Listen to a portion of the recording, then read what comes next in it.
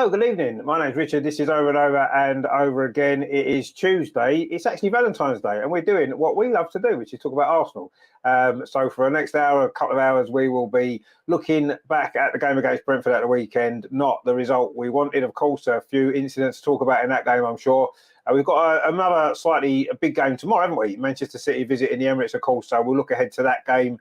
And on Saturday as well is another big game. We visit Aston Villa and our old friend Unai, of course, see what to make of that game as well. So there's lots to get through, all coming up the other side of this. Real Martinelli.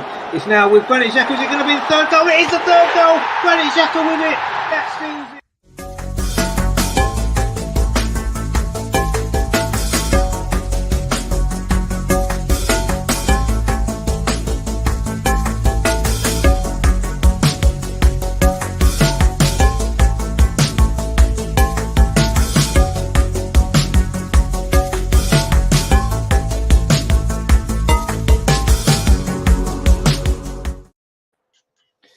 And we have got a full house joining us tonight. Good to see some familiar, friendly faces as well. Melvin, of course, good to have you back. I know, obviously, Mondays don't work too well for you at the minute, but Tuesdays are good for you. Good to see you again. Yeah, thanks a lot. From Monday week, I can be back on the Monday slot again. My play is being shown next week. All three people that are coming to watch it, so after that, I'll be all right for Mondays. Well, you'll have to give it, at the end of the show, give it a good plug. So make sure everybody turns up and comes along and watches your lovely play. It's going to be great. Get behind our fantastic amateur dramatics guy here, Melvin, who does some great work. Steve, of course, as well. Stevie-O, good to see you back. You okay this week? Mate, happy Valentine's Day, you beautiful, beautiful man, you. And yes, what a beautiful bunch to have on this great day to talk about the magic Arsenal. And Melvin, mate, get me a ticket. I'll be the fourth man. I'll heckle you. I've got loads of on fruit, and we're all ready to go, mate. Ready to go. Get us a ticket, mate. I'll be there. Michael Jackson, I'll be there. I'll be there, indeed. And of course, back on the show again, of course, it is Lee as well. You okay tonight, Lee? I'm great, Rich. I've always wanted to be in the Tuesday club, and now I'm in it. There you go. What more could you want? Life is complete. Hey, Life is complete. Life is complete. No Mercer or Parlour or 9 pints of lager there. I'm a poet, and I didn't know it. You just don't know about it. This Tuesday club's better than that other Tuesday club. I'm sure which is good. Anyway, of course, there's only one place we can really start, and that is going back, of course, to Saturday, 3:00 kickoff, unusually, and a rather, what should we say, incident-packed game, maybe we could call it.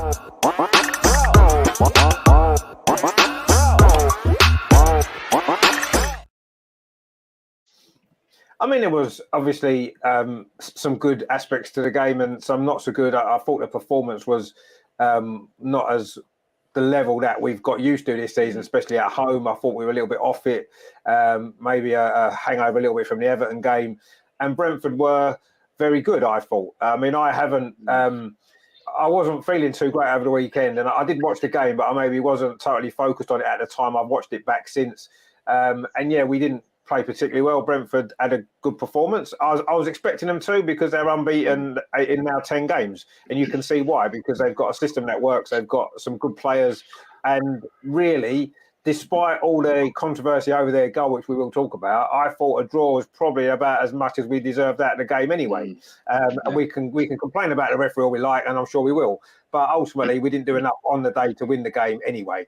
And that, to me, is a bigger issue than a refereeing mistake, which cost us a goal that maybe or may not have cost us points. We won't know what happened, because if it was 1-0, Brentford would have probably changed they wouldn't have played the same way in the last 15 minutes as they did at 1-1 if it was still 1-0, perhaps. But anyway.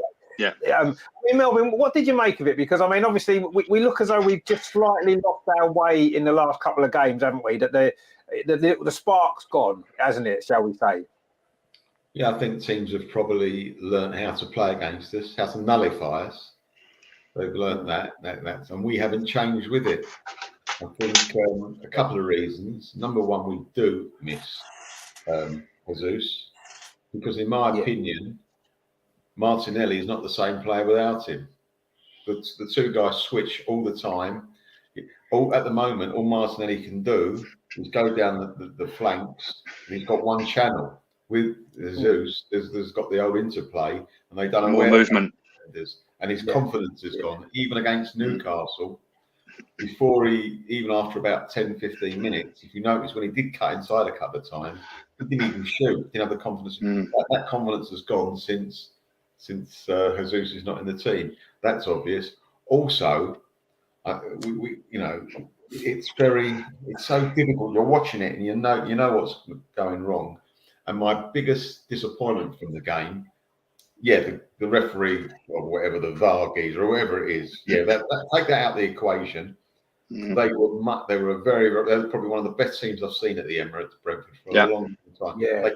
I know they did try and stifle us and waste a bit of time, but they came to play football, and they played football. Reminded me a little bit, only to a little bit, as when we first played in first game of the season when they bullied us. They were doing a little bit of that on Saturday. Yeah. And good, that's it. It works for them. Why not? But what disappointed me, and I'm sorry to be negative, is that when we went 1-0 up, they were still a threat. We knew that they were a threat for 90 minutes. So when we went 1-0 up, we didn't have to look for the second goal. We could have put Tierney on, for example. We could have pushed Zinchenko in midfield and taken Xhaka off, because he's not a defensive midfielder anymore, Xhaka. So we didn't dispense with that. We could have tried other things. For me, Ben White has lost a bit of spark. He's had a great season, don't get me wrong. He's lost a bit of spark. But for me, what I've seen of him the last couple of games, Tommy has been the old Tommy. Yeah. Right? There was no reason not. And Tommy, with all due respect, I think would have been in the right position to stop their goal, offside or not, because he's great in the air and he's a very, very, very good defender. So all this, and also, I know that Ben White overlaps with Saka very, very well, but he stopped that a little. He did a couple on Saturday. Tommy right up with Saka. Great. And supporting him. I think that's where Saka lacked. I love Saka, and I'm not having a go at him. He's doing as best he can against two players every 2 minutes of the game. So that's what we didn't change it. We didn't say, you know what, we're 1-0 up, let's bit of game management. We had no game management. And for Arsenal, that is so important. I love Arteta. Yeah, he's brilliant, blah, blah, blah. I'm giving him all that. Give him all the plaudit. But I think he still lacks tactically in certain games, in certain areas. I'm sorry, I wouldn't change him for anybody, but it doesn't mean you can't be critical when I could do better. Could do better, yeah. I think so. Yeah. No, I agree with you. I think, I've always had question marks over certain aspects of the way he manages the team. And, it's been covered up a lot this season because the performances have been so good and we've won so many games, and you don't think about it. Of course you don't. Why would you? You're not going to think about all the negative things when you're winning games every week, and you don't. But when things aren't going well, that's when you learn more about everybody. We've said this before, and you learn more about your manager, you learn more about your players when things aren't going your way, and how can you impact that? How can you change that? And that's the one thing that you're totally right. We played exactly the same starting 11 for God knows, I don't even know how many weeks now. And I saw a graphic the other day. In a whole of the Premier League season so far, 20 games, we've made 14 changes to the starting 11. The fewest, is it the fewest, Rich? Yes, by a mile. Chelsea have done the most. They've made 73. I'm still not saying we should be doing that many, but look at the difference between us and Chelsea who have made the most. We've made 14 changes right now. Arteta clearly only trusts those certain few players in the squad. He doesn't trust the rest of them. Clearly he doesn't. And that's a big problem when you're trying to fight for a title and the players look tired. Martinelli's been off form. You're 100% right. Saka's been looking tired. He's getting double marked every game. He's struggling to have as much. Yes, he set the goal up. That was brilliant. But those moments are becoming more and more fleeting now as he's getting marked out of the games more easily now because he's tired. And we need the team needs freshening up. We're looking stale. I mean, Steve, I know you're probably going to look at all the positives about the performance, and it was a great goal. We did well to get in front in a game we didn't play particularly well in. But as Melvin rightly said, and I 100% agree, when we were 1-0 up, we should have managed that game much, much better. We shouldn't allow them the chance to get that goal. Absolutely. So I'm going to be quite controversial here, actually. Normally I'm quite positive. Glass half full, Steve. Glass half full normally. Yeah. So 3/4 full, actually, normally. I'm when it comes to Arsenal. Although my wine glass is running out, and so we'll get there. So I think it starts actually with Gabriel and Saliba. That they have not been on form, right? Our back four really, I mean, with the exception of Zinchenko, who has been, I don't know what the guy's been a revelation, but genuinely stupid mistakes. At the beginning of the season, those guys weren't making it, and when I look at them, and I look at there's something not quite right. There's something not clicking. Ben White as well seems to be going backwards. I absolutely agree that Tommy Ashley should be playing and potentially rotate Saliba out. If I'm honest with you, because he just doesn't look right. He doesn't look like that player, that was So if you go 4 or 5 games into it at the beginning of the season, he might just need a break. He might not just need a break, and we can move Ben White in there. We need the aggressiveness of Tommy Ashley and what he brings, and maybe more direct play. Martinelli looks lost. And Melvin, to be honest with you, I don't think it's so much that he's missing Jesus, but I think he's a little bit tired. And when we see Xhaka and Martinelli rotate, so that's the interesting one. I'm not seeing it as much. When Martinelli comes in, becomes a lot more effective. Where he's coming rather than bomb down the wing, let's go, and then try and go right, and then let's take a shot at it. It's blah blah blah blah. When they rotated Xhaka and Martinelli around, and Martinelli became went more central, and yes, it compacted us up a little bit more, but it gave us just that little bit more threat. Not seeing that, and I think that comes from the fact that we're trying to look at Zinchenko, who really wants to be a midfielder rather than left. So I think it's starting at the back, if I'm honest with you. Across the team is lackluster. Eddie's just not doing it. He's not putting those chances away. And whatever that happens to be, he's a young guy. It's a young team that goes in. But it goes back to what you're saying. Bit of squad rotation. We've got some new players. Trossard obviously scored the goal. It's a tap in, but he scored the goal. We cannot be reliant, on the idiots that adjudicate this team. Like Daniela Westbrook would have got straighter lines, to be honest with you, on that on with VAR. And if you're, I know we're going to talk about it, but honestly, I've said this time and time again, like we cannot rely on these guys. We have to be scoring goals. We're not scoring goals, and I'm sorry, and I've tried to be positive about Eddie, but ultimately, this is the crunch. Tomorrow is such a massive game. Like that, everybody's got to turn up, but we look tired, look lackluster, and I don't think it's so much as the teams have figured us out. I just think that we've lost a little bit of our spark. And when we look at Odegaard, someone like Odegaard, that talismanic kind of player that he is, it feels forced to me. It really does feel forced. So I'm starting straight at the back. I'm starting straight defence. There's an uneasiness there at this moment in time. And I think that's permeating all the way through the team. And you're absolutely right. Bukayo Saka, to me, he's getting a living daylights kicked out of him on a regular basis. That bullying is just a little bit more with him. He's not getting the support. Now, I'm not saying it's a big conspiracy or anything like that, but he is getting kicked out of the game on a regular basis. So of course, the kids, it's going to wear on them. But it's tantamount for the rest of the team to pick up the mantle and actually help him drive, cause those problems, bring those. And Martinelli's got to. I don't know what's wrong with the guy because he's an amazing talent. And there's something not quite right there at this moment in time. Yeah, I mean, I agree. Martinelli's not on his game. There's no doubt about that. And it seems only a matter of time until Trossard is getting in a starting team in his place. He's been knocking at the door. He came on, got the goal on Saturday, and he's looked dangerous and a threat every time he's played so far for us. In a few appearances that he's made. I don't think that's going to be long. But Arteta worried me a little bit today in his press conference, talking about, or he was asked about rotating the squad. And he was sort of saying, well, players are going to get opportunities soon. He said soon, meaning that he's going to stick with the same team for the next 4 games, as far as I can see, until he's forced them to make changes due to injuries. That's my feeling I got from the way you responded to the question, which is a bit of a worry because we do need freshening up. There's no doubt at the moment. I think it's. Do you not think it's just a little bit of the normal poop housery that he likes to do? Haaland's not going to play. It might be, yeah, it might be.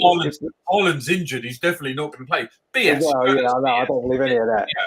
So it seems strange to me that Haaland got injured when they're 3-0 up against Aston Villa. I'll take him off. Let's pretend he's injured. It's fine. We've won the game. We can make this story about him for build up to the game. I don't know. But anyway, I mean, we'll see what happens. But yeah, I get the feeling that Arteta's not necessarily thinking of changing too many things because he doesn't like to change much, does he? And is a bit of a worry.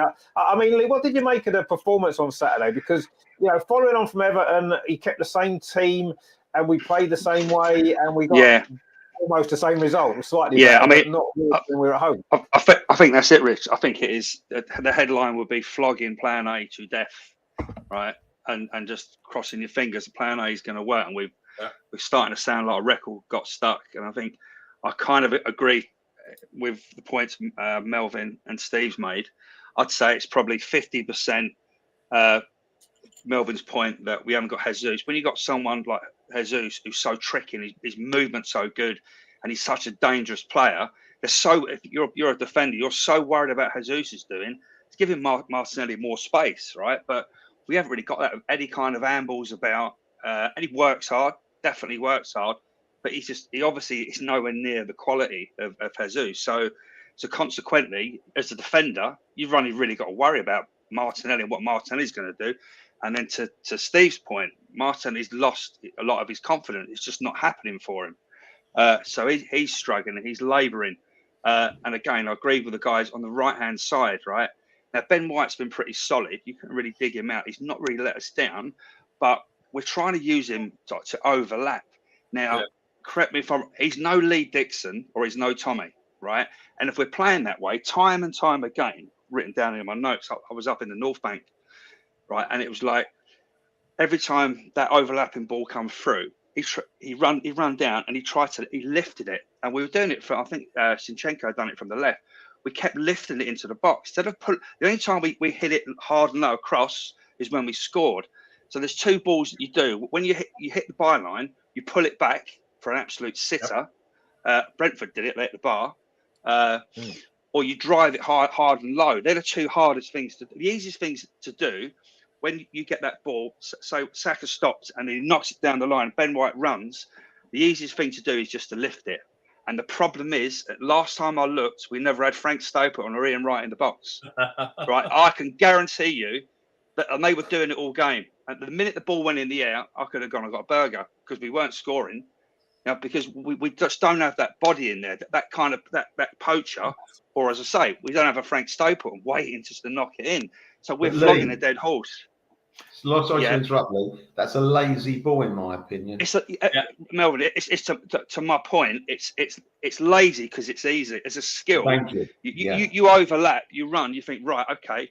The easiest skill out of the three is to float it. The hardest one is to pull it back and find someone. The next hardest is probably to whack it across the box hard. Now, Tommy or Lee Dixon, you see what I mean? They do it time and time again, and they do it really well.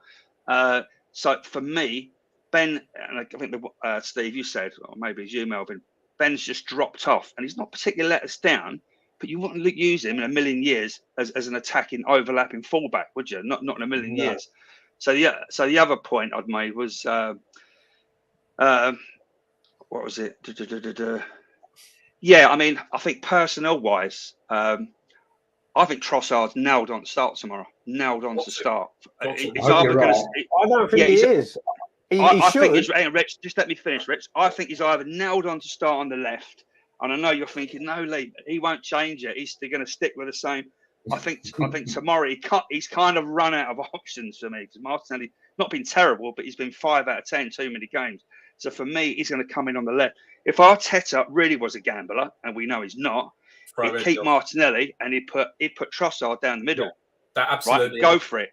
Right, but he ain't going to do that, Rich, because he's not that much of a gambler. But I think Trossard's going to end up on the left-hand side tomorrow. But we shall see. But overall, just let me finish. I think standing there, I thought I was going to be having my half-time burger with us 3-0 down. They hit the post. That's some great chances. Yeah. And it's not like you say, well, God, if we're going to play against Man City, then if we play that against Man City, then we could be 4 down. But the truth is, and going the points you made, Rich, they're a decent side. They're great. They're a really good attacking side. And they're a handful, a real handful. So you could argue Man City had probably not been, in some ways, they're similar kind of levels of threat. You know, they're obviously different. They're more forensic, aren't they? And they'll try and cut you to pieces, Mahrez, etc. But Brentford are a different type of problem. But they're still a massive threat. But they could have easily been 3-0 up at half time and would have been dead and buried. So, yeah. We played into their hands a little bit as well, didn't we? I thought, you know, we we've made it easy for them on the day. Yeah. They played well, Yeah, and I agree, they're a good side with good players. They've got a good system that works really well for them. But we played into their hands. I thought we were just too predictable. Yeah. Go on, Melvin. What I would just to add on to it, you're saying play Trossard in the middle. I thought the other day what I would prefer to do is play Trossard on the left and put Martinelli in the middle. Yeah, maybe. It's not working for Martinelli. I think Martinelli could do a job in the middle until Jesus comes back. And is Eddie now the National Health Service of Arsenal? You're not allowed to say anything bad about him. Yeah. That's what it seems to me. I've been saying all the things about the last two games, he's been. You've seen that if we want to be serious about challenging for the title, Eddie is not good enough as our centre forward. He's not, unfortunately. We love Eddie. United game. We love him, but he's just not good enough. He's just not good enough. United game when he done brilliantly. What's he contributed in any respect? Nothing. Yeah. No, nothing. He's not good enough. He'll have a good game here and there. He'll score the odd goal here and there. Of course he will, because he gets himself into decent positions at times. But he's not a good enough player to lead your attack when you're trying to win the title. To win the league, not good enough. No, he's not. If we were just going to be looking to come fourth, battling for fourth, fifth, and sixth place, he's probably okay to do that job. But not when you're trying to win the league. It's a different. And we've got to be honest, Rich. We've got to be honest, Rich, haven't we? Like Melvin said. It's like staggering the NHF. No supporter wants to berate their own player, but you just ask. We've been watching football a long time between us, right? And he's decent, but he's not going to be winning you the league or getting you very far in the Champions. Not in a million years. I don't know what other people are watching if they think that he's anything different. I mean we love him. All you've got to think back is last season he came in the team, we were fourth and we finished fifth. And that's not just because of him. No, I'm not blaming him for that. But he was in the team that fell down the league at the end. And and I can see the same thing happening now if he keeps playing in the team. The same thing is going to happen, and that's because he isn't quite at the level that you need. He's just not quite there, unfortunately. No. I'm with the opinion that Trossard's an absolute nightmare. Like if we would put him in, he would be an absolute nightmare. Yeah, he played well against City, didn't he? In the cup, he had a good game against them. He can run them regularly. He can. I want to see him play tomorrow, but I don't think he will. No one likes him. No one likes. No defence like him. And again, it goes back to what we're saying. That there is not malaise. Malaise is the wrong word. I think there is. There's a drop in overall standard across the board. We've dropped down from about 8 to about 6. You can see there's a drop in morale in the team. You can absolutely see that. And something needs to happen. And this whole thing about, we're one big happy family, and that's brilliant. I love that. I think it's absolutely great. And that's the way to grow a team. But you've got some very young players that ultimately we need some very calm heads in there. We have a massive game, season defining game tomorrow. I mean, this is the game all season, and it's great to see that Tottenham are 1-0 down as well. Just saw that come through on the cap, and also and thank you to the good people of Leicester for their for last week. Cheering us up, cheering us up on that one. But look, guys, we've lost one, we've lost 2 actually, and drawn 1, haven't we? So that's where we're at this moment in time. So tomorrow is drawn 2, yeah. Yeah, so it's drawn 2. Sorry. So tomorrow is the defining game. The defining game for us for our whole season as to whether we're winning, not for top 4. So and take that to one side, right? That's the defining game. We have the champions elect, right, and they're turning up at our manor. So whatever the morale problems are, I think it's it's down to Arteta to maybe have to sacrifice some of these players. Not literally sacrifice them. I don't know if you mean like I'm not saying sacrifice, but some. Well, I think it's firm but fair, Melvin. It's firm but fair. So if El Neni gets sacrificed, I'm going to go with that. It's just like the Roman times. Yeah, mate. Just that will focus. That will focus everybody. If one it will. It certainly will. Absolutely focus. Maybe we should do that.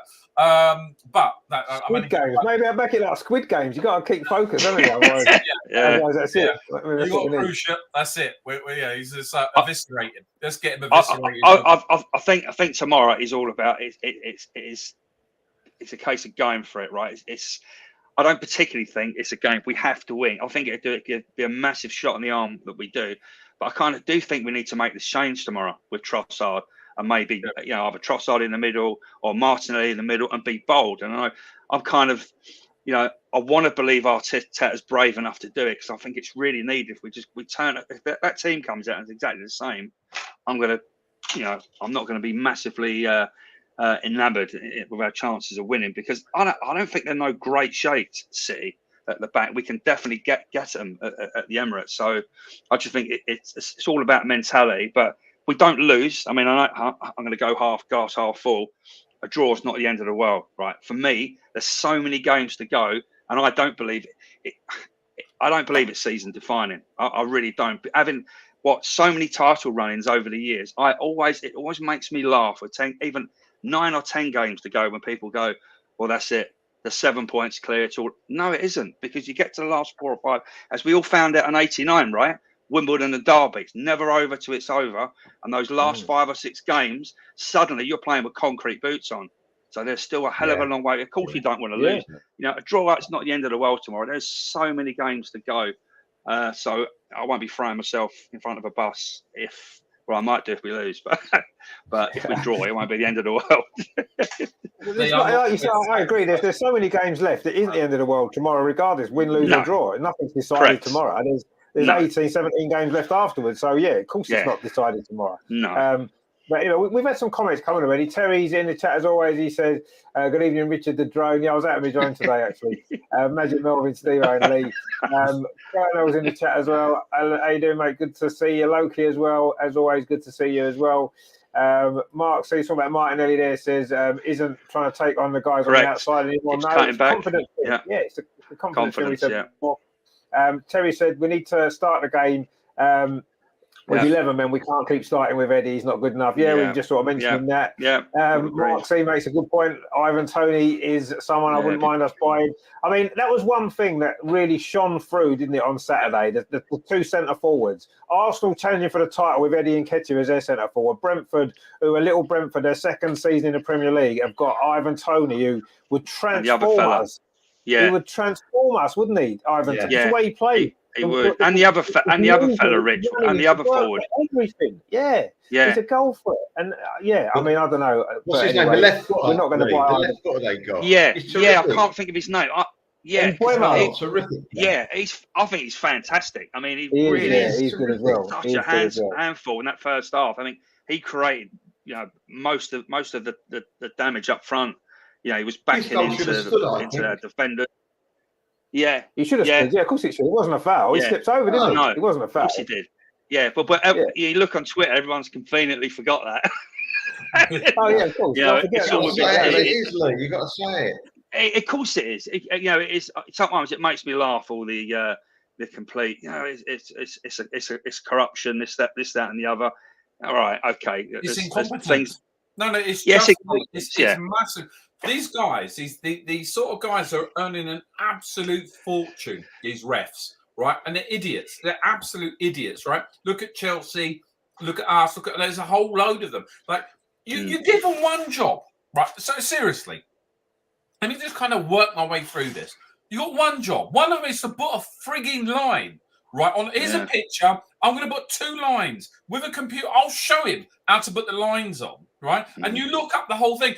And for them to then turn around and say to you, afterwards, boys, we made a bit of a mistake here, but screw you. What do I care? It doesn't matter. Yeah, we made a mistake, but, we'll do something about it. But what will you do? When we got the same idiot that did exactly the same at the Man United game that ruled Martinelli offside when he wasn't offside against Man United, we've got that same idiot tomorrow. No, and the guy that actually... the foul or whatever. Anyway, the guy that forgot to put the line in, he was from frigging Manchester, right, as well. So you got to look at this. Steve, I kind of, my way of looking at it is, right, I have hated forever since VAR came in, all these lines for offside. If you look at it, are you sure, is it definitely offside or not? I don't know, give a goal, right? If we scored that goal, I would have been wanting that goal to stand, right? Because it didn't look obvious. It's supposed to be clear and obvious errors, right? And that was a line you had to look at. You didn't even get a proper line of the second offside because it wasn't even in line. So you couldn't actually tell if it was offside or not. You may have been, you may not have been. Rich, it goes back to this thing. If you are going to bring this technology in, right? If you are going to say this is how we're going to make it right, scrap it. Get rid of it. That's what I'm saying. Get rid of it. Get it right. Or don't do it at all. Or get rid of the village idiots that are running it because they're obviously stupid. Who else is going to run it? Who else is going to run it? No one. I mean, I'm not. I kind of think they've got more right. Looking at it overall, they've definitely got more decisions right than they've got wrong. Right, without a shadow of a doubt. By using the technology, has it improved the game? No, it's not. No. Is it? It hasn't improved the game. So then you got to weigh. I mean, for me, you didn't need VAR, but from the free kick that they had, the guy was standing in an offside position, wasn't he? From the initial free kick. Yeah. To me, that was up. Never mind. As Rich says, the second one was a bit more. There were players moving back and forward. That was tougher to see. They should have picked it up. But the first one, when he kicked the ball, he was standing in an offside position. But he wasn't even active in that phase of play, though, was he? It was the guy, he headed the ball later on in the second phase of play. But when he was offside, he wasn't even involved in that play because the ball went to Ivan Toney, who crossed it in, didn't he? It went over the back. Yeah, I mean, Tony wasn't offside. So, I mean, I don't think, yes, I mean, if you want to draw the lines on the pitch, you could say, yes, there was offside, the goal shouldn't have stood right. But I don't want to see all that nonsense. If you can see it clearly is offside, it's offside. If it isn't, if you can't see it clearly offside, it isn't offside. Just get on with the game. Stop messing about. Stop. As you said, Lee, you're right. It's ruined the game. Whether they get it right or wrong is irrelevant to me now. I don't even care. It's and they took 3 minutes. The referee getting it wrong, because we can deal with that. We can deal with the referee on the pitch getting it wrong. We did that for 50, 60, 70, 100 years, right? Let's go back to that, because we can deal with that. All this other stuff is just makes everyone's focusing on this offside goal that Brentford scored, not how terrible we played, not what terrible defending that was for that free kick. What's Aaron Ramsdale doing? What is he doing? What's that all about? Do you know what I mean? Why aren't we focusing on the real issues? Exactly. Things that I agree. Richard, I called it after the game. I said this, I don't know where it was. I was chatting to someone. I said, there's a question mark over Ramsdale. I reckon the other keeper would have saved that and not put himself in that position. He wouldn't have done that. Yeah. Why has he even done that? He didn't even do that. Yeah, he committed himself. He didn't have to be committed. The geezer was on the side. He wasn't in front of him. He wasn't going to score from there, was he? No, exactly. All he needs to do is cross it to be in the right position. Let him lob the ball in the 6-yard box and catch it. That's all you've got to do. Basics. What is he doing? And he does this too many times for me. He has rash of blood to the head and he goes and does something stupid. Yeah, he does it more and more regularly. Yeah, he has got a touch of the old, what's his name, the Everton goalkeepers, where he has to be involved. And he was slightly at fault, the Man U goal, the header, and he should have come, we thought the other week, didn't we, against Everton, come for the cross. And again on Saturday. So he's kind of, he is a young goalkeeper, but it basically doesn't matter. You have to just judge. He should be still at the top level. But unfortunately, he's making mistakes and as you say, we're all looking over there at the officials. Yeah, forget that. Instead of looking at our team, we could have been 3-0 down at half time. That's a fact. I mean, my worry is, and Arteta's been going on about it. He wants his 2 points back. He said, I know he was half joking in the press conference today, but if that's what everybody thinks, that was a problem with Brentford, is that if the referee done his job, we'd have won that game 1-0. That's completely ignoring all of the bad stuff that happened in that game. If the referee would have done his job, we'd have been the luckiest team alive.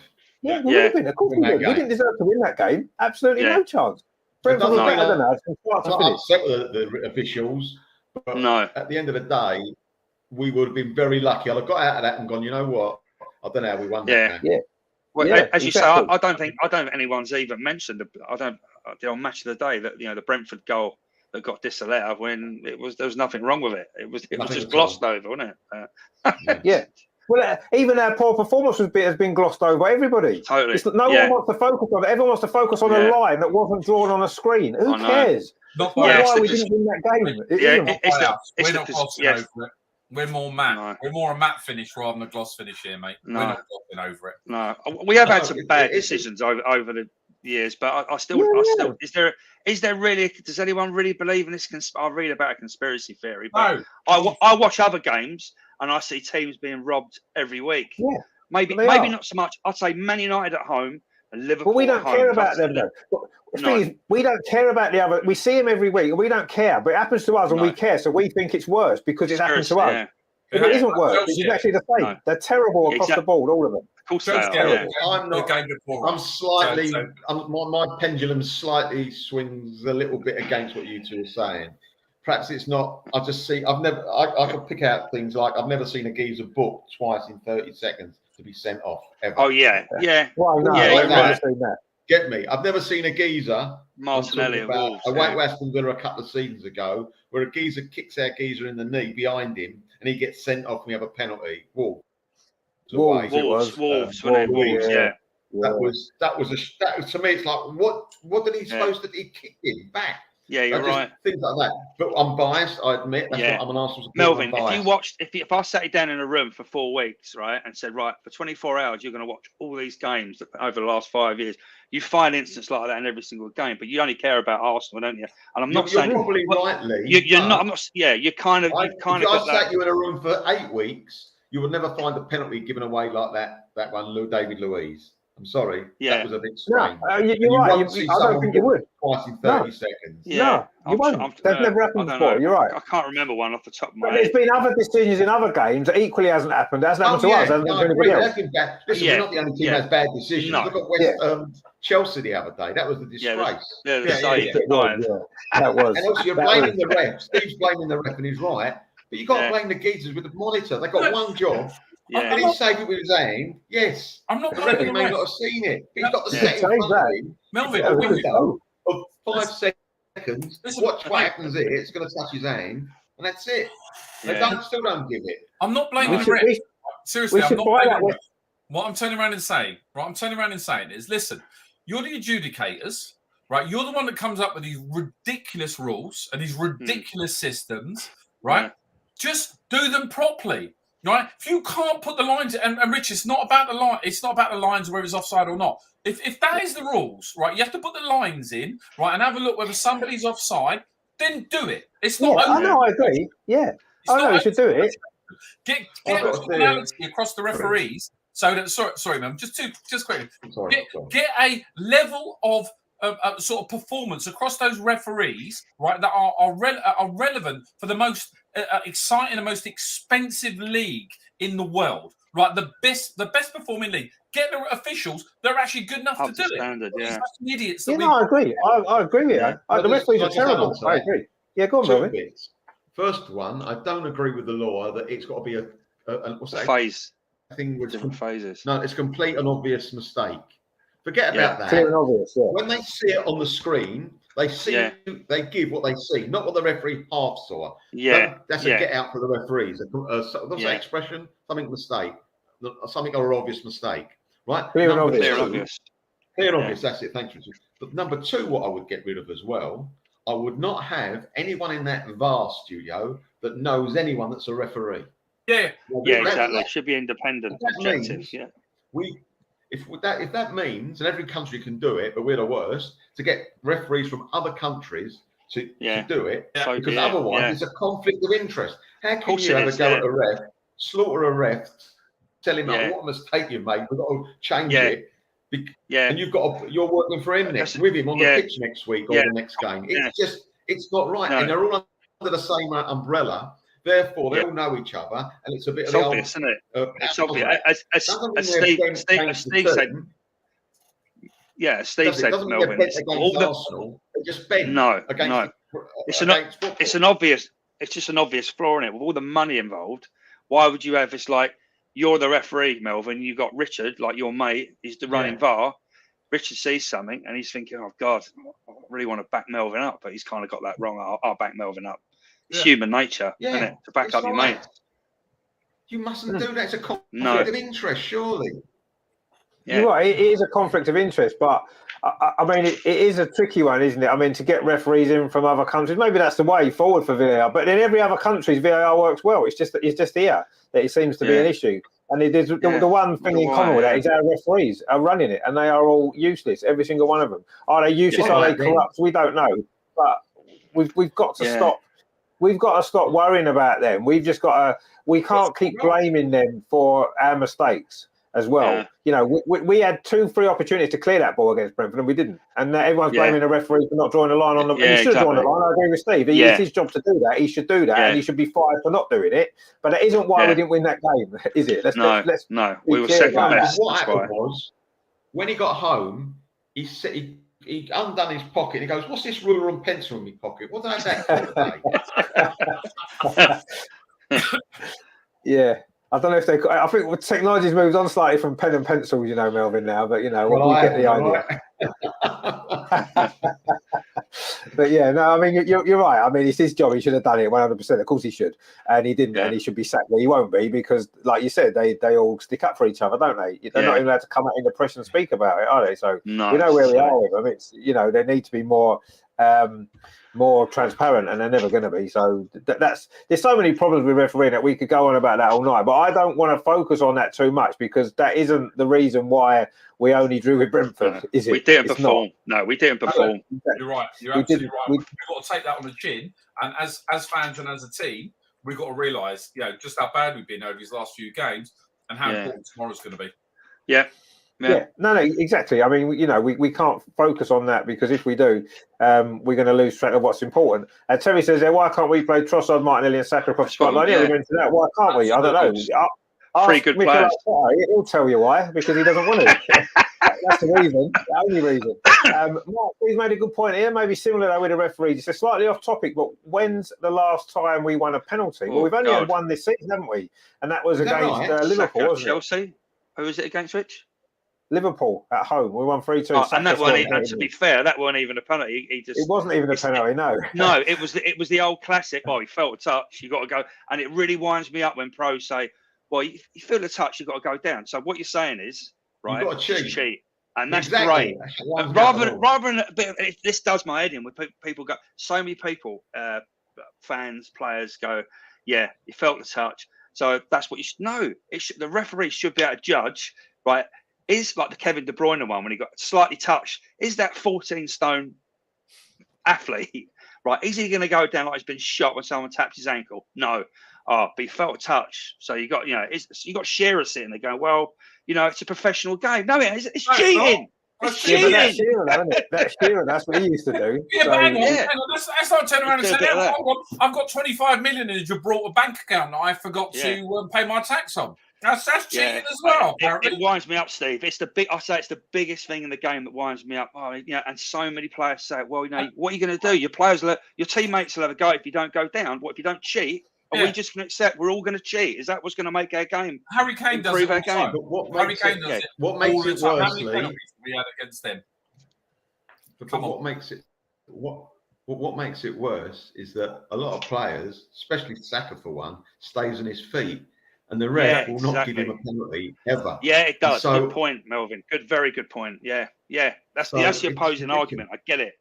100% true. No, In answer to Mark C's point, maybe the reason why we don't get many penalties is because we are too honest.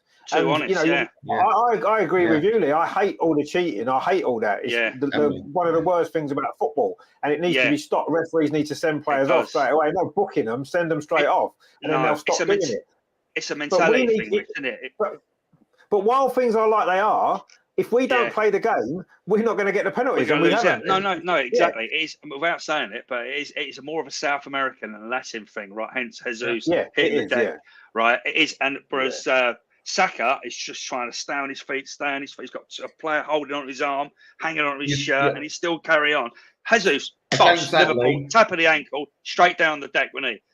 I know you say South America used to be. But I don't think we can say that anymore. There's someone called Grealish creeping in the league. Oh my God! It's creeping in. I think we've got to look at him a little bit somehow. Yeah, he's got Latin hair, hasn't he? That's probably why. It's his Latin hair that makes him do that. Maybe. Yeah, it's definitely crept in. You're right. Melvin. Absolutely. Yourself. He's got Latin hair and with a hairband and all that kind of carry on. What's the matter with him? Come on. That's not English hair, is it? About tomorrow. Greenish looks like he's just tomorrow. That worries me. Yeah, but the good thing is, Melvin, think about it, fellas, right? It's really been highlighted the last 2 or 3 days about they're really picking up on it. He's diving and looking. I mean, on the radio, on I don't know about Match of the Day. Yeah, but all the I've been hearing referees about aren't is going to give diving. into that tomorrow. Yeah, No, they're not. so they're not. you see what I mean, Rick? We might have a week's grace. He might get away with it next week. Tomorrow night they'll be waiting for him to dive. I think. I like Yeah, I think so as well. Penalty first minute, Grealish. That's Ramsdale right, isn't it? saves it, and we all shut up. Yeah, we'll shut up. Yeah, exactly. Yeah, we better not mention that anymore. Mark C says, can we get the club photographer in the change room pre-match to deliver the team talk? No. How about he just concentrates on taking photos, which is what his job is. That's what I want him to do. He's very good at taking photos, and they're very good photos. But get on with that, mate, and let the people that are paid to give the team talks because that's their job. The whole pony. No, that's ridiculous. Yeah, well, I'm told he's a decent centre forward as well, so he might try that out. Well, maybe. He couldn't be any worse than the current centre forward we've got, could he? Let's be honest. Slander. Sorry. I read Rich. Yeah. So by the way, let me tell you who Steve is, by the way. I'm going to highlight this. So Steve himself. So we work together. He's our MLS correspondent based out of Texas. And he's a massive Man City fan and has been, hold on. Has been from the 70s, right? This ain't one that he's just come across. Colin Bell. Okay. He's currently.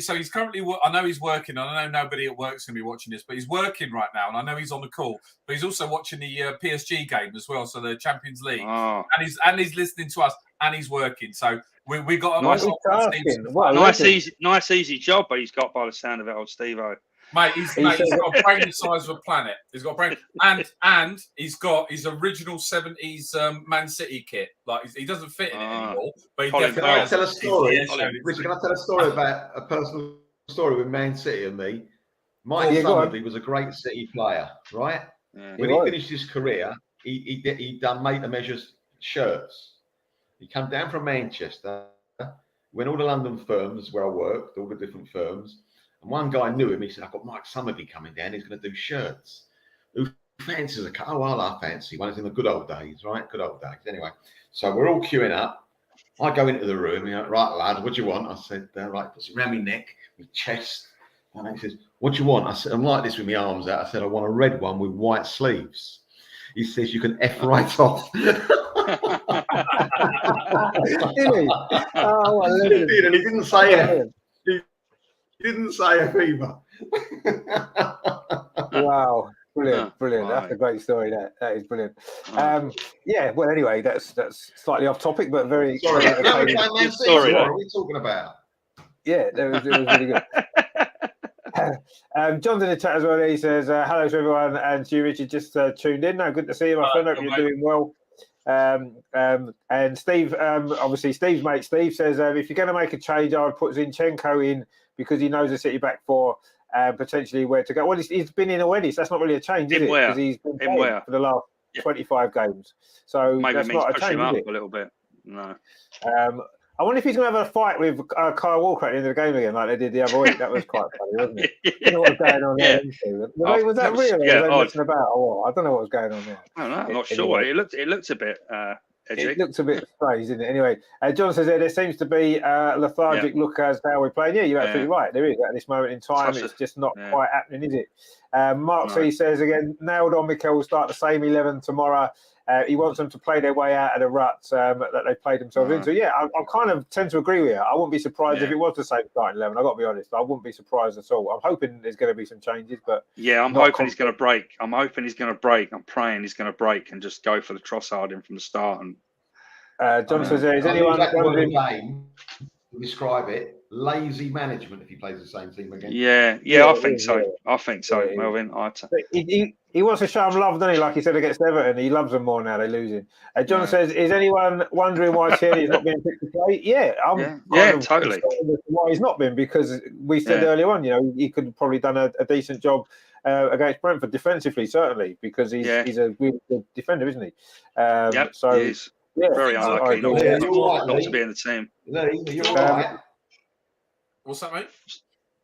Are you all right, Lee? With the time, I don't all right, divorced, mate. Oh God, no! I've got 5 minutes. She's got 5 minutes. I'm all right. I've got 5 minutes. No, I have to get married. I have to get married first. Oh, fair enough. We've only been together. It's only been 15 years, Melvin. No rush. Yeah, you're getting No. Loki says if Brentford were called Man U, we'd be happy with that draw. Yeah, I'm sure we would have been, and we should be happy with happy with the draw. The way that we played, a draw was what we kind of should have got out of the game, I suppose. So, it's Marksy said it's either offside or it ain't end of. Well, yeah, it is. Yeah, but sometimes we wish it was that simple. Yeah. Yeah, it's not always quite that straightforward, is it? Unfortunately, no, it should be. Loki says we should get ex-PMs to do VAR because there's plenty. Well, no, there is plenty, but are they going to get it right? Probably not, judging by. Is that ex-prime ministers like Boris Johnson? David Cameron. Ex-prime ministers, Just Boris on the David side. Cameron at the VAR studio right now, or Harold Theresa Wilson. May. Theresa May, Theresa May's doing it, or Liz Truss. Yeah, Liz Truss is now. Can you imagine? Oh, they won't be any worse. They won't be any worse than the ones we've got in a minute. So we'll see how that was to go. But anyway, that's quite hilarious, isn't it? Neil's in the chat there. He says he's under the weather, unfortunately, but hopefully he'll be better. Yeah, get better soon, Neil. I know how you feel, mate. I've just got over some sort of terrible virus that's not very nice. But yeah, so I hope you feel better. So Steve again's in the chat. He says, if you're trying to get out of a rut, then playing the same 11 for the 7th straight game is a puzzling approach. I totally agree with you. Might be big Steve, I like Steve. Like, he's a Man City fan, but I like him. He talks sense. He's a good guy. He does talk sense. Yeah, exactly. He talks more sense than most Arsenal fans on Twitter. We're quite happy to play the same 11 every week. Keep going. Have faith in it. Have faith in Eddie. We will play Eddie. Play Eddie every week. Because if we play him in 10 games, he might score a goal eventually, because he does eventually score one. So that's all right. And Steve says he's multitasking. Yeah, of course it is. Multitasking is the way forward, and it seems like you're doing a cracking job. And Steve says it was actually the mid-80s when he was introduced to City. Well, there you go. He's a little bit. I was going to say, I thought he looked a bit young for the 70s, to be fair. So let me just say with Steve, actually, it's an interesting one. He's done his genealogy, as most Americans do, to claim allegiance to the UK. But apparently he's actually related to a Welsh king. So we now have royalty, my friend, on the podcast right now. Really? Wow.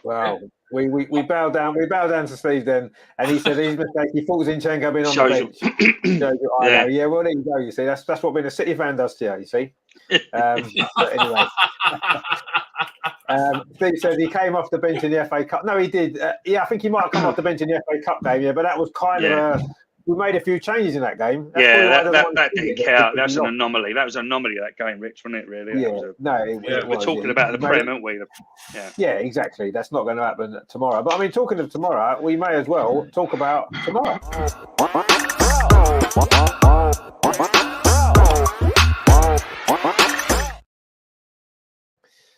I mean, I agree with what Steve said before. Nothing's decided tomorrow. It's a big game. It's an important game. And whoever wins it is going to be in a very good frame of mind, I'm sure, going into the rest of the season. But there's so many games left to play either side that it's not the end of the world either way. I think we're going to play the same starting 11 again. I really do. And I'm worried about that. And I'm worried about this. I'm worried about this game anyway, because I think that because of everything that's happened with Man City with their charge that's just happened, you saw against Aston Villa, they're bang up for it. You remember when we got them 2 points taken off us in 1990? We went out, we beat Southampton 4-0, we beat QPR 3-1, we played Liverpool at Ivory, won the league by 7 points. 3-0. Yeah, so I just think that the timing of this now, Man City are so angry that what's happened, the way that they feel they've been treated, rightly or wrongly, will all come out in the course of time. But I think it's a bad time because they are not going to lose this game. I can't see them losing this game. I honestly can't. And we're at a slightly poor run of form, a little bit for us. They're bang up for it because they're going to want to shove this down the Premier League's throat. So I'm worried about this game. I'm worried about the whole circumstances of it. I mean, Melvin, what are you thinking about tomorrow? Because it isn't the end of the world if we did lose, but it does send out a message, doesn't it? That, from City saying we are the champions and we are not going to give this crown up without a big fight. It makes a difference, but not an enormous difference as far as points go. It's just, as you say, the message and the momentum and the belief. A couple of weeks ago, we had belief. We've still got a kind of belief, but the team had this belief, and it was like nothing could stop us. All of a sudden, we've hit a couple of brick walls. Not the end of the world, but And if we cannot beat City by hook or by crook, last year, we should have beaten them at home and we got robbed. We've had best football for years against City and we got robbed. And it was like, well, are the gods trying to tell us something?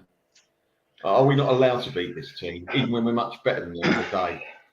And other games have played against us, even at the Emirates, and within 10 minutes, the game's over. You see, and I don't want that mindset. We've got to show that we are a different team now. Then we have definitely closed the gap.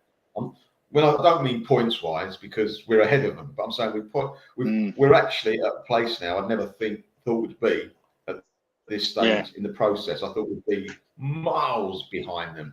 I used to watch them play and go, well, another 5 or 10 years is going to take us to get near them if we're lucky.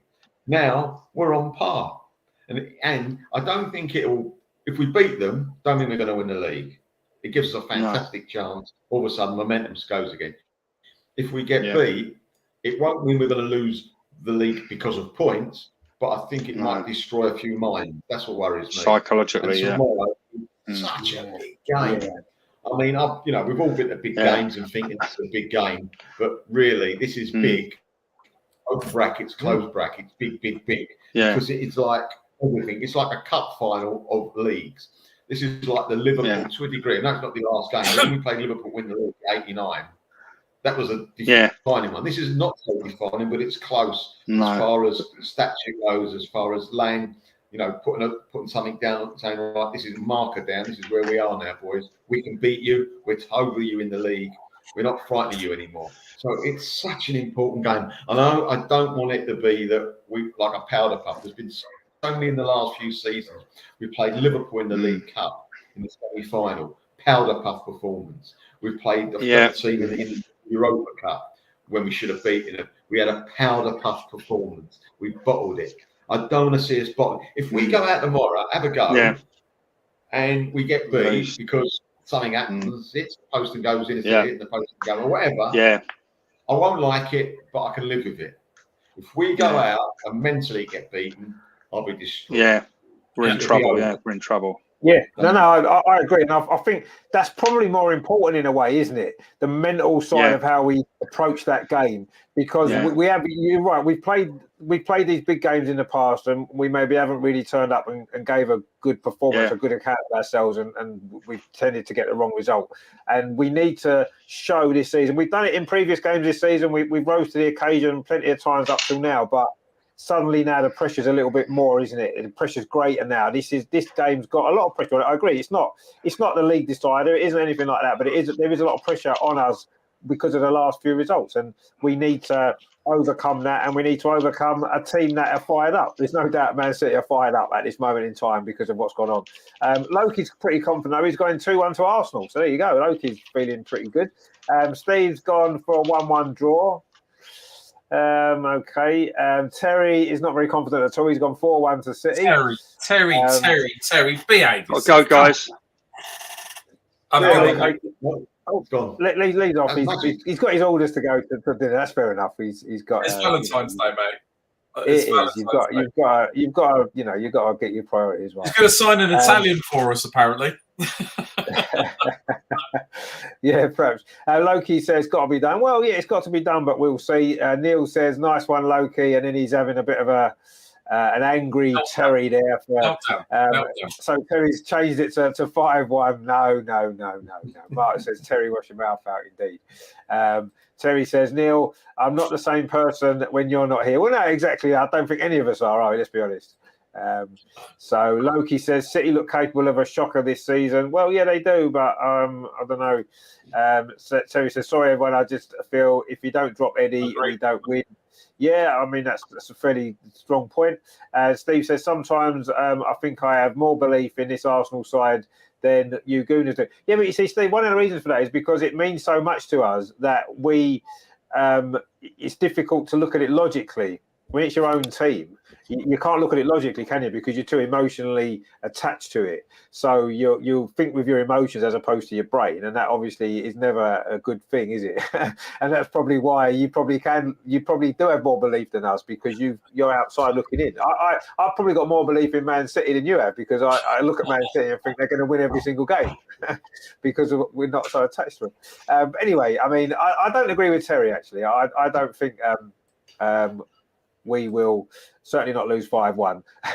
I mean, Melvin, give your score prediction then, because you just sort of mentioned the game. What are you going to go with for tomorrow? 1-1. 1-0. Okay. Well, yeah. I mean, I wouldn't be surprised by that either. Actually, that does seem fairly sensible prediction. I mean, Steve, what are you thinking for tomorrow then? Are there going to be team changes? Are we going to be up for it? Are we going to win? Or is it going to be the same old story when it comes down to the big games? We're just not quite there yet still. So I think there's 3 or 4. There's 3 or 4 scenarios that are playing out here. Are we going to win? I'm going to have to say no. And I think it's either going to be a 1-0 or a 2-1 to City. Right, and that's how I'm feeling right now. That's purely because the quality of the team, the capabilities, and the way that we're playing right now. The thing that worries me the most about this whole game, and I will be there. So the thing that worries me about this game is the mindset that we're in. As long as the one thing I want to see, and it goes back to why I said I think this is, Steve and I. By the way, Steve and I had about an hour's conversation about this game before we came on. But one of the things I think psychologically for this team, if we were to, all joking aside with Terry, we got a 5-1 trouncing, right? I think genuinely it would destroy the whole team and the morale, everything goes. Yeah. Oh, yeah, it would. Oh, yeah. I think if we go back to Melvin's concept, on that New Year's Day, if we go back and played the way that we played then, I think the City team are going to have a real issue. I still think there's something about them that they're just a little bit more. They've just got a little bit more to it. Are we a ways down our journey? I think we're a year ahead of where we all expected as fans. Sorry, the realistic fans sitting there. So my view is Man City will probably win. Okay, I'd love to see us get away with a draw. If we came out of a draw, I don't think that'd be too bad. But what we need to have a sort of a performance that sets the bar in the same way that we were at the beginning of the season. Right? And we've got to come out there and we've got to show them that this is our house. And a lot of it is down to the fans as well. So from a fan's perspective, we cannot be on the back of the team. We've got to be supporting that team. We've got to be driving it, and we've got to show them the hostility that anybody that turns up to our house, wanting to be. That's what we've got to do. So there's 2 or 3 things. Do I think we'll win? No. Do I think it's important that we actually do a proper showing and actually come out all guns blazing 100%? Do I think we need the fans behind us 100%? I think if we go down to a big loss to Man City, I think that will absolutely destroy the morale in this team. And do we think Eddie Nketiah, or do we think he needs to rotate 100%? He has to rotate. If he does not rotate this team, we are definitely going to lose. I've got no doubt about it. Yeah, no, I agree. We have to make changes, but I'm not convinced that we will, unfortunately. Or if we do it might only be one. Arteta's he's not a gambling man, is he? He doesn't take risks. He's not going to change 3 or 4 players. He might change one, and that may well be Martinelli.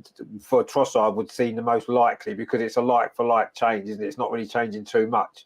That would be my guess. But anyway, I mean, I kind of tend to agree. I would be not shocked if we win, but I do think it would. I'm not expecting us to win either. I don't expect us to win tomorrow. I think that Man City, I'll say, be well up for this game. We're not at this great moment, are we, as things stand? And if he does make some changes don't always necessarily work straight away, do they? That's the other thing when you change players in the team. So I don't know. I just think that at the moment it's not an ideal time to be playing them. And I'm not happy that we are playing them tomorrow, and I don't think we'll win either. But I can't predict we're going to lose. I just can't predict a loss. So I'm going to go with Melvin's 1-1, and I think we'll take a 1-1 and be reasonably happy with it this time, perhaps, if that's how it goes. But, I mean, I think we can beat them. I'm just not sure that at this time right now we're in that right place to be able to beat them. That's my worry. So, but I don't mind a draw. I'll take a draw. James is in the chat. I fed up you well. He says, "God, it's Valentine's Day, and you've all lost your bloody passion." He's got Arsenal 2, Man City 1 coming to Arsenal. Well, no, I mean that may well be the score, and we'll be delighted if it is. But at this moment in time, I'm finding it hard to believe that is how it will finish. Neil says, "I've changed my mind. It seems we are suddenly underdogs. When we've been challenging for anything, I feel our best has come out as underdogs. So 3-2. Wow, he's changed his mind to a 3-2. Wow. Mark C says, Rich, that's the only change I can see. Yeah, I think so. And it's a like for like change, isn't it? One, very similar kind of, I know maybe they've got different kind of aspects to their game, but it's a very similar sort of player, isn't it, really? Loki says, Arteta will have a number one fade and change the team.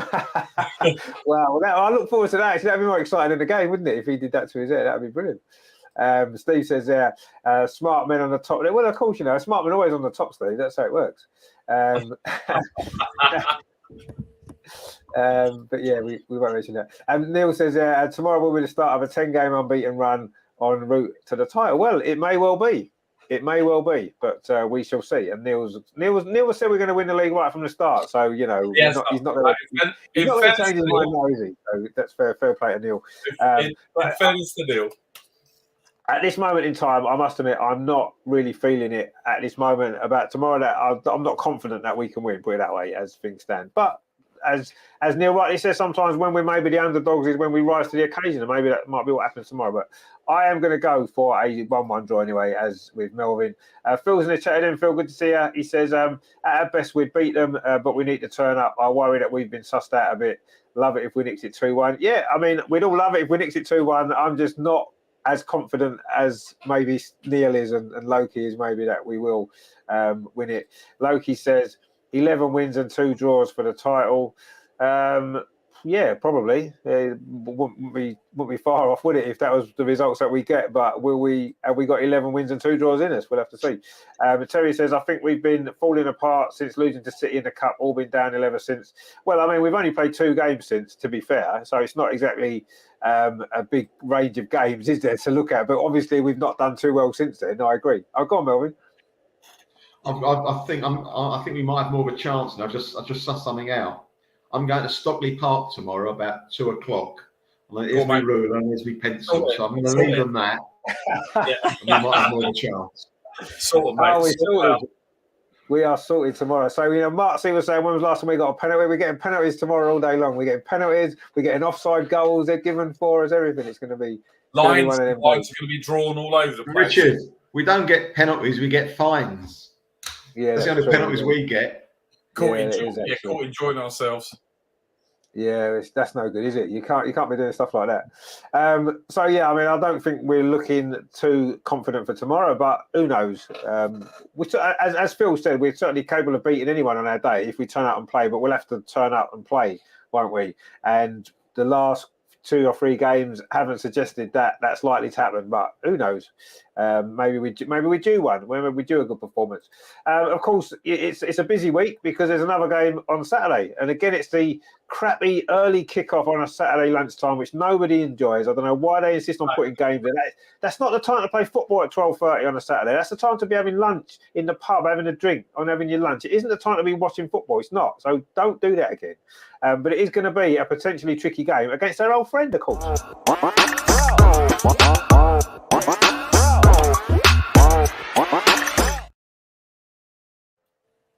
I mean, you've got to love a bit of Unai Emery, haven't you? After the magnificent job he did for us. And he's not done too bad at Villa. But, of course, this is the kind of second time that we've met him because he was, of course, Villarreal's manager in the Europa League semi-final a few years back. And, of course, they won that game over 2 legs. So we need to find a way to reverse that result. They've not done too well in the last 2 games, Villa, but I'm sure Unai Emery is going to want to prove a point, isn't he? Coming back it'd be the first time, obviously, he's played Arsenal in the Premier League since he left. So I'm slightly concerned about this game as well, if I'm honest. And I do think a lot of this game is going to depend on what happens tomorrow. If we've got that big beating that we've spoken about, then I would worry going to Villa could be a real difficult game. If we played well tomorrow, regardless of the result, then I'd be a lot more confident going to Villa to get something. But I do feel as though the whole aspect of the Villa game is all on tomorrow night and what happens tomorrow night to take forward into the Villa game. I mean, Melvin, do you think that's probably going to be true? It's difficult to say too much about the Villa game at this moment without seeing tomorrow's game, is it? To know what impact that is going to have, positive or negative, depending on how it goes.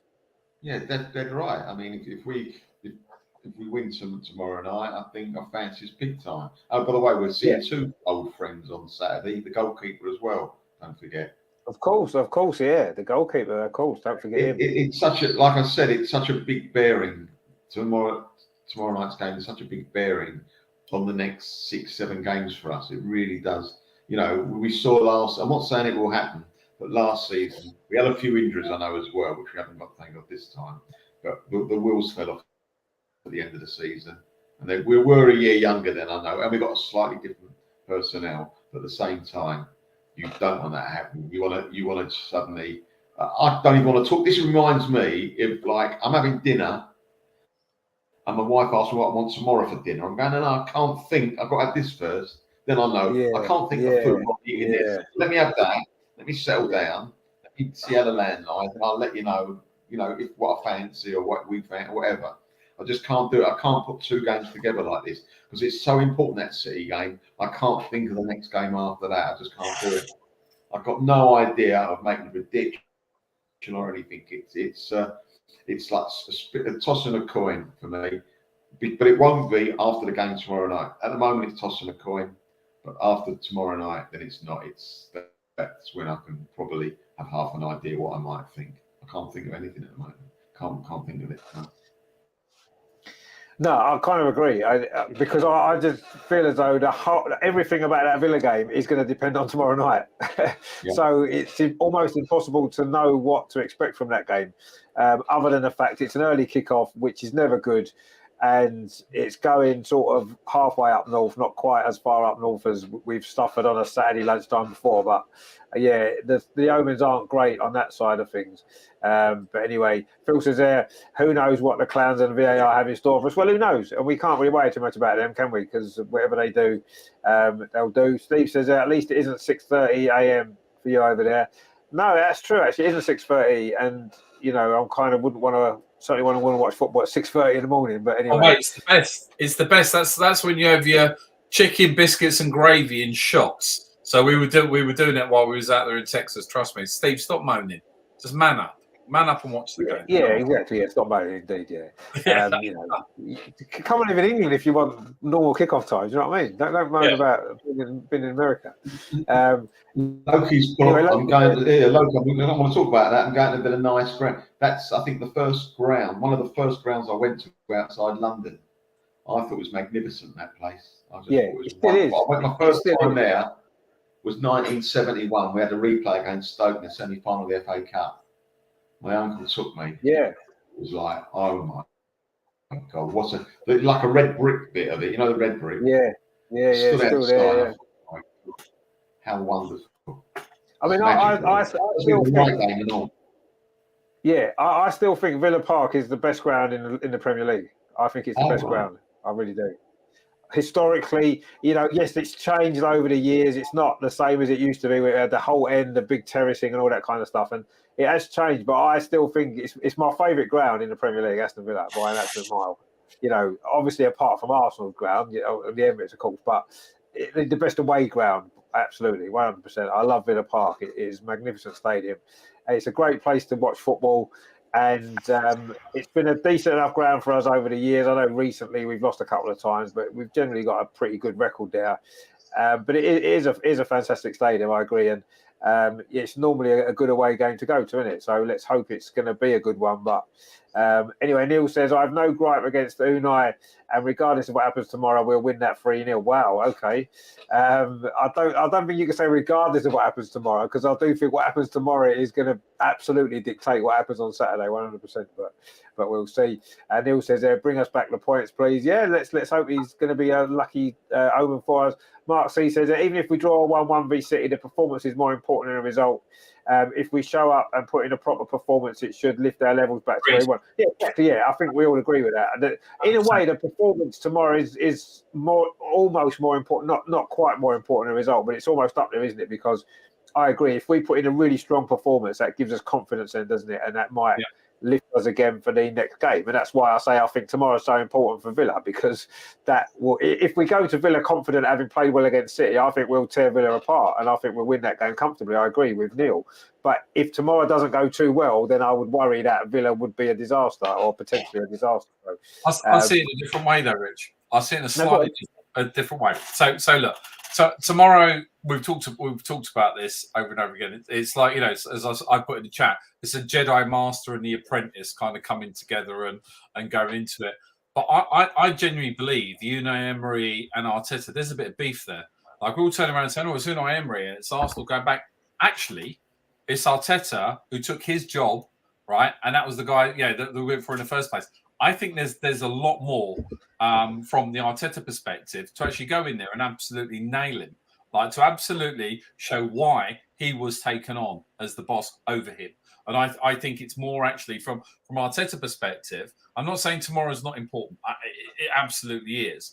But no matter what happens, and I would love to be going. Don't trust me. I've desperately tried to get some tickets, but I can't. But I genuinely believe that Arteta has a massive point to prove with this guy to finally put him right back in his box where he deserves to be, and show that why Arteta's a better player. So there's two massive psychological games that we've got. The Man City game tomorrow that sets the trend for the rest of the season.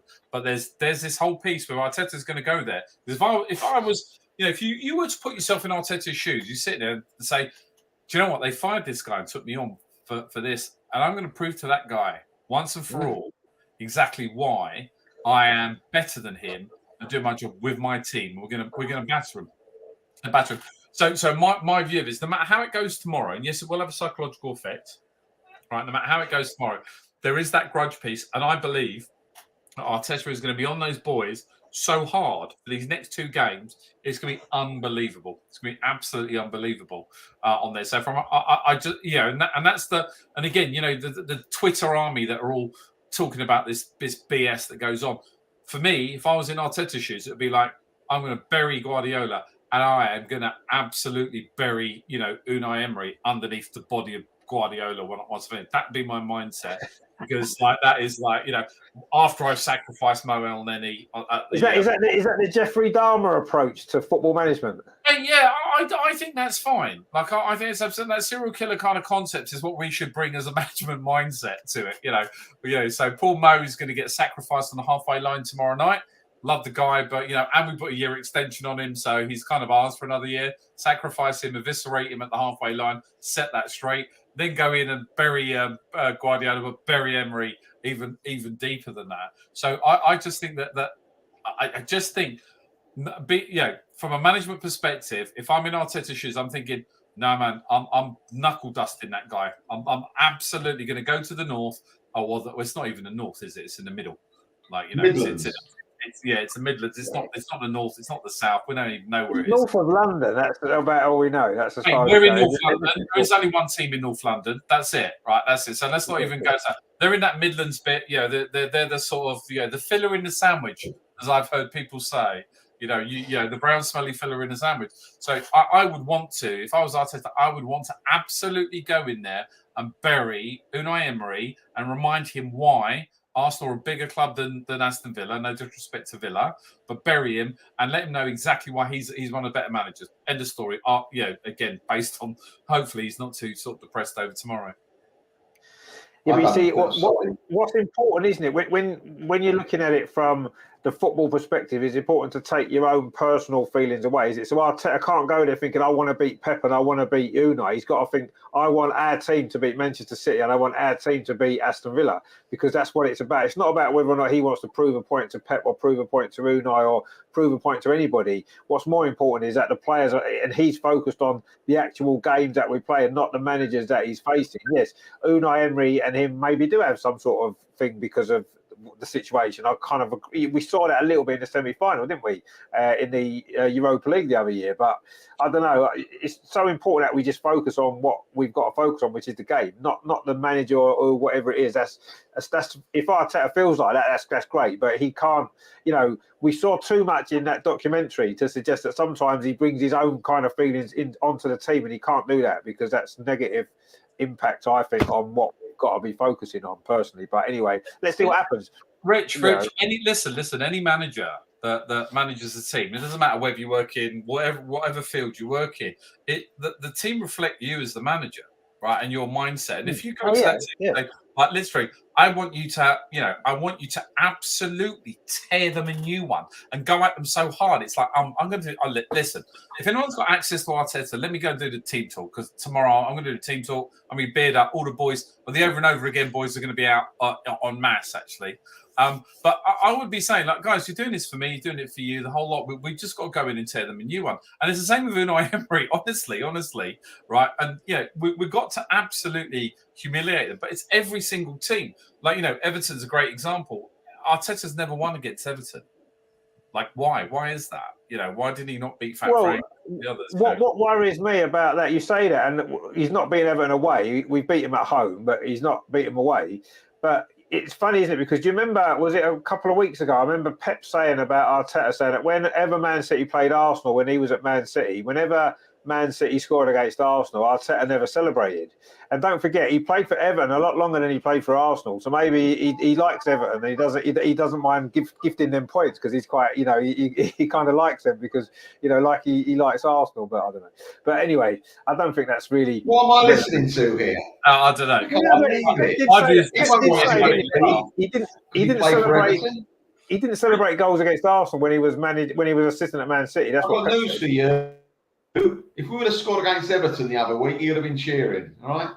Oh, he would have been cheering. I'm sure he would have been. Rich is going soft. Melvin, I think Rich is going soft, mate. It's Valentine's Day. He's got loves in the air, my friend. Loves in the air. That's what it is. It must be. That's what it is. Terry's feeling a lot of love at the minute. He says, do you think Arteta will play some forwards against Unai this time? Because he didn't last time, did he? Because it'll be Tomiyasu up front. That's what it'll be. Yeah, probably will be, yeah. And Terry says, I agree with every word you said, Steve-O, but Arteta didn't look too positive in his interview today. That worries me big time. Well, I don't know. I wouldn't say he didn't look positive. I don't know. I didn't make a lot of sense of what he said, actually. Just playing games.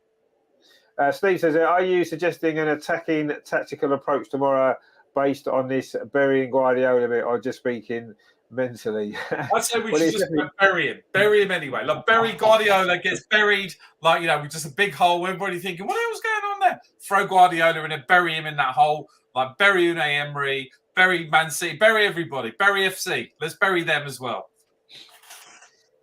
Yeah, okay. I've had too many M&Ms and wine tonight. I think so, yeah. Mark C says, we need the crowd to be amped up tomorrow and Mikel Arteta to give a rousing pre-match talk. Well, yeah, of course we do. I'm sure he will, but we shall see. Loki says, the old main stand, obviously, at Villa Park is beautiful. It is, yeah, that's that brick one, isn't it? Brilliant. Yeah, what a fantastic stand that is. It just looks incredible. It is the best, one of the best, it is the best ground in the Premier League. Loki says, in Birmingham, cup of tea is pronounced kipper-tie. Yeah, they pronounce everything a bit strange in Birmingham, so that's just the way it is, isn't it? But, fair play to him for trying at least. Loki says, I don't think Eddie will do a Woodcock or Ted Drake at Villa Park for sure. No, I don't think he will. I definitely don't think he will. But anyway, maybe Trossard might. Who knows? He might get 4 or 5 goals, mightn't he? Steve says, I suggest Arsenal go with a 3-2-5 and really try to bury City. Yeah, I mean, that's a good suggestion. I'm sure Mikel Arteta will change his tactics completely for that one game because he tends to like changing things. He does that all the time. Yeah, he does it all the time, yeah. I know, obviously, Melvin didn't want to give a prediction for Villa, and I understand why, because we won't really know until tomorrow. Steve, are you prepared to give a prediction for Villa? Or are you going to... I generally think we'll go in there and we'll win. I think 2-0. I think we'll do 2-0. I think it'll be a convincing win against them. I haven't been particularly good over the last couple of games, but genuinely, subject to us playing well tomorrow, irrelevant as how it turns out, as long as we play well and got fire in our bellies, we go to Aston Villa. I think a 2-0 win, subject to the mindset being absolutely spot on, ready to go for it, mate. Well, yeah, okay. I mean, I think if we haven't won tomorrow, or if we lose tomorrow, there's so much pressure going into that Villa game, because we won't be top, will we? Man City will be top if we lose tomorrow. Yeah. And that'll be the first time we haven't been top since, I can't remember last time we wasn't top. That's how long ago it was. It was last year sometime. It was when the sun was out and everything. So, it's how we deal with that not being top, the pressure of 4 games without a win, all that kind of stuff would affect our mindset going to Villa. It will. Whereas if we win tomorrow, we've increased our lead at the top, and then suddenly we get a Villa full of confidence, and then I think we'll win. So, it's difficult to predict, but we should win. Loki's gone 3-1 v Villa. Yeah, I mean, let's hope so, but I do think tomorrow is going to influence that quite heavily. We'll see. I mean, it shouldn't do. You've got one game, it's finished. You look at the next one and you start again, and hopefully you can go. It's 0-0 at the start and start again, but it doesn't work like that, does it? It's very sport is very mental as much as physical, isn't it? And the mindset's got to be right. And unfortunately, if tomorrow doesn't go well, I do fear for Villa. Terry says, I've got the Neil effect back. He's going 3-0. Oh, well, okay. So Terry thinks we're going to lose 5-1 to Man City and then go to Villa and win 3-0. I don't know. I mean, that would be quite an incredible series of results, wouldn't it? But I'm not quite sure either of those two things are going to happen, if I'm totally honest. I actually think, if we draw tomorrow, I think we will probably go to Villa and win maybe 2-1, sneak it. I think it's going to be a tight, tough game. Villa are playing pretty well overall. I don't know, we'll see. But anyway, let's see what happens. Tomorrow's the most important one first, isn't it? Let's get that out of the way. Let's enjoy that game. And it is going to be a very tense night, and it's going to be dramatic, I'm sure, and it's going to be good. But let's hope we can get the result and the performance that we need. And then hopefully we can put these last couple of games behind us and move forward and look to the rest of the season in a lot more positive frame of mind. But it is a big game tomorrow. And it is important that we put in a performance. Loki says there, come on, chap, show some well-intended delusion. Up the Gunners. Now we can show plenty of delusion. That's fair enough, isn't it, I suppose? So we'll win both games 3-0. There you go. That would be good, wouldn't it? But we've not beat Man City at home since 2015. December 2015 was the last time we beat them at home. So it's a long time. It's about time. But my first ever game actually was Man City at home, which was a long time ago, 1981. We did win that one 1-0, but Man City wasn't quite as good then. But anyway, Rich, just a quick one, mate. Just a quick one, right? So when we beat Liverpool at home, how did that make you feel, mate? How did that make you feel? Oh, it was good. It was brilliant, yeah. Should we sneak it tomorrow? Should we sneak it tomorrow? I know Steve's listening. Should we sneak it tomorrow? How good would that feel? How good would that feel for the fans, for us, and everybody else? What is obvious? What is obvious? Let's looking at everybody, like looking at all the comments, looking at what we're saying. Me with my M&Ms, sugar burst, and ready to sacrifice people. But actually, how brilliant is it just to be a fan and be on this roller coaster that is the Premier League and everything that goes with it? Again, if we were to sneak that win tomorrow or convincingly win the same way that we did with Liverpool, we haven't done that for a very, very long time. I think it just sets us up for something quite amazing as we start to go through this whole period.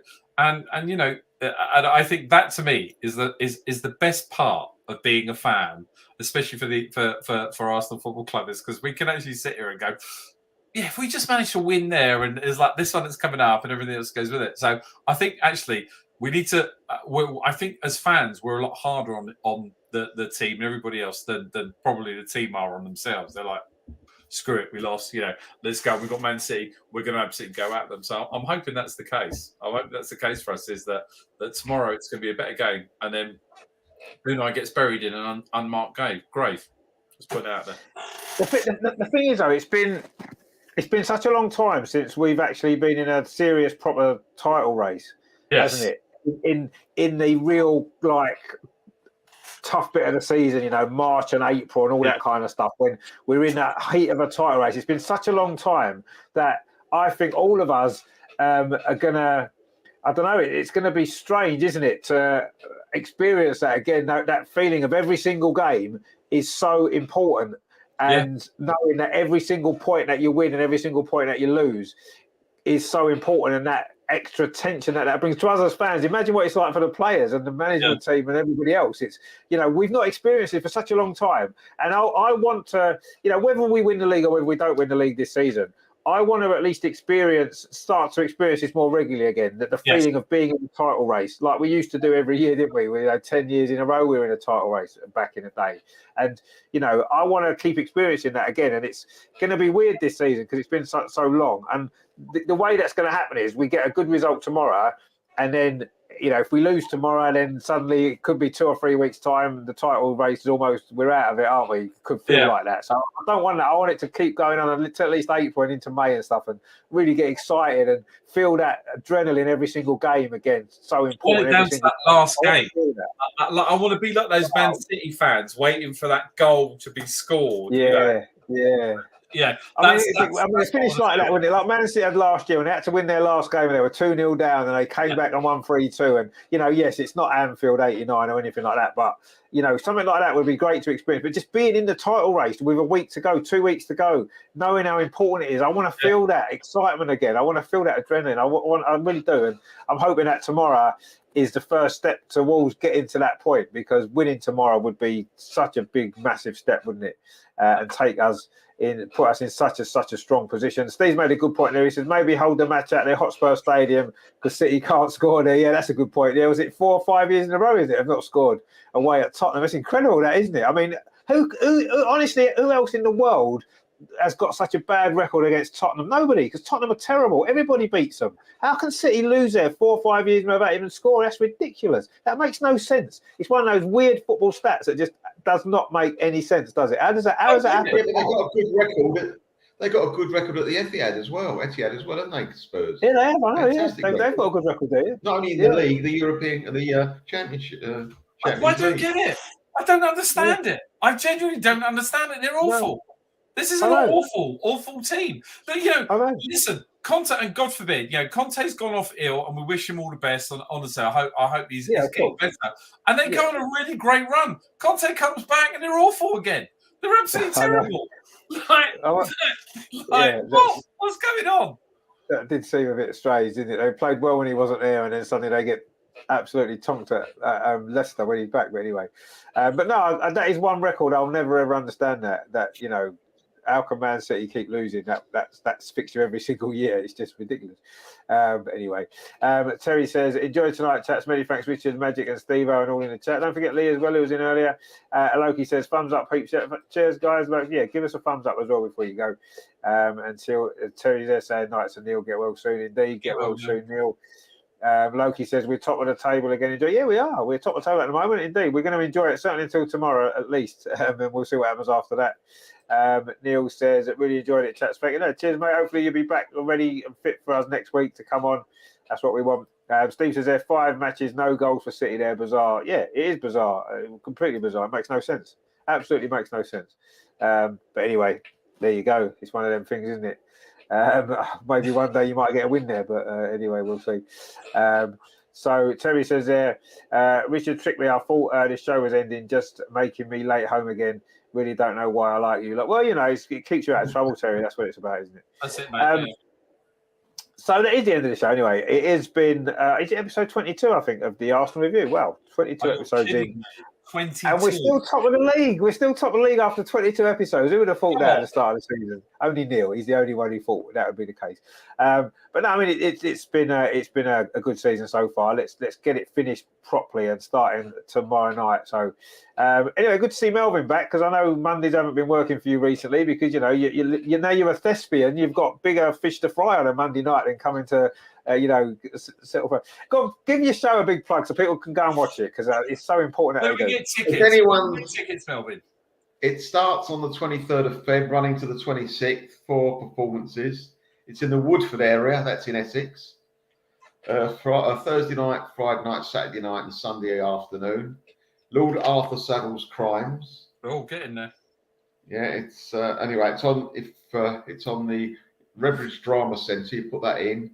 You get, go online to get tickets. That's obviously, you live locally to that, which I don't anymore, so I've got to go there. But no, it's good. It's a good play, quite funny, very funny, even when it's not supposed to be funny. No, it's good. It's and also Monday night is the night we have to rehearse the last 2 or 3 months. So from Monday week, this coming Monday week, then I'll be all right. I can now come on Mondays again Hey. Oh, brilliant! instead of driving. Oh, so which part are you playing in this play? I'm playing the part of a guy that reads palms. Tell the future. by looking at Really? your palm. Oh, psychic. Yeah, I can't get the Psychic. Man City result though. Yeah, psychic. Yeah, I can't get the Man City result. Never mind.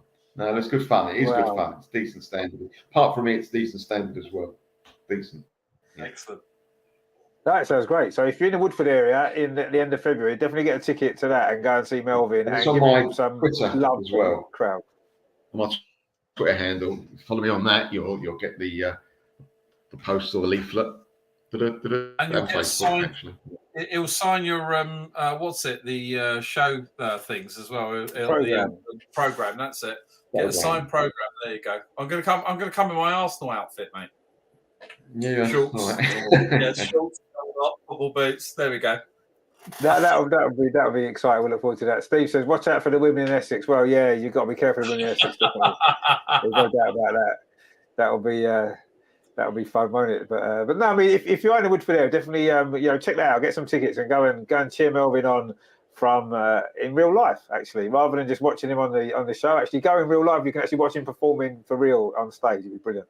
So definitely go support that. That is going to be great. Anyway, it's good to see you again, Melvin. Anyway, back on the show. And I say hopefully you'll be back regular soon. Which Yeah, I will be definitely. Yeah. Excellent. Thank you very much, gentlemen. And Steve as well. Good to see you again. We'll be there tomorrow. We'll send you a few videos through the day, Rich. They won't. Oh, that'll be good. They'll start off okay. They'll probably end. Yeah, some of them you won't be able to chaos.